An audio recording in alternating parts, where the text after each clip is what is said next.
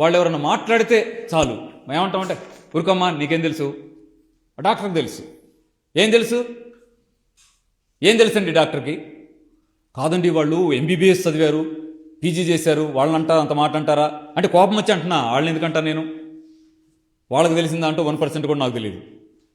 అయినా లోపల కోపం వచ్చి కడుపు మండి ఏమంటున్నా తెలుసా? ఏం తెలుసా మీకు? పెయిన్ కిల్లర్స్ ఇవ్వడం తప్ప, యాంటీబయాటిక్ రాయటం తప్ప, పవర్ఫుల్ స్టెరాయిడ్స్ రాయడం తప్ప, ఈ 3 కాకుండా ఇంకొకటి ఏం తెలుసో చెప్పండి. మీ డిగ్రీ ఏంటి అని అడగను. ఏదో ఒక డిగ్రీ, 100 డిగ్రీలు మీరు పెట్టుకోండి. ఒక్కొక్క డిగ్రీకి ఎన్ని కోట్లు కడితే మీకు వచ్చినాయి పాపం, మీ కష్టాన్ని మేము కాదనం.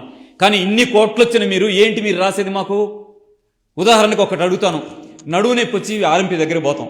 పోతే ఏమిస్తాడు ఆయన? పెయిన్ కిల్లర్ రాసిస్తాడు. మనకి సాటిస్ఫాక్షన్ రాదు. ఎంబీబీఎస్ దగ్గర పోతాం. అప్పుడు ఆయన ఏం చేస్తాడండి? ఎక్స్రే తీసి పెయిన్ కిల్లర్ రాస్తాడా? కాదు. అది కూడా కుదరదు మనకి. మల్టీ స్పెషాలిటీ హాస్పిటల్ పోతాం, 6,000 ఖర్చు పెట్టించి ఎంఆర్ఐ రాస్తాడు. ఎంఆర్ఐ రాసిన తర్వాత ఆయన చేసేది ఏంటి? పెయిన్ కిల్లర్ రాయటం రాదా? ఆర్ఎంపీ అదే రాశాడు, ఎంబీబీఎస్ అదే రాశాడు, మల్టీ స్పెషాలిటీ హాస్పిటల్ అదే రాశాడు. కాకపోతే 6,000 వదిలిచ్చారు. కాగితాల కట్ట మనకి ఇచ్చారా? ఫిల్ముల సంచి మనకి ఇచ్చారా? అది పట్టుకొని తిరగమని. నడువు నొప్పి తగ్గించారా? ఏముంది మీ దగ్గర? యాంటీబయాటిక్స్, పెయిన్ కిల్లర్స్ కాకుండా ఇంకోటి నా దగ్గర ఉందని చెప్పమనండి. కానీ నేచర్ దగ్గర నీళ్లున్నాయి, నేచర్ దగ్గర గాలి ఉంది, నేచర్ దగ్గర ఆకులున్నాయి, నేచర్ దగ్గర పండ్లున్నాయి, నేచర్ దగ్గర కాయలున్నాయి, నేచర్ దగ్గర ఆరోగ్యం ఉంది.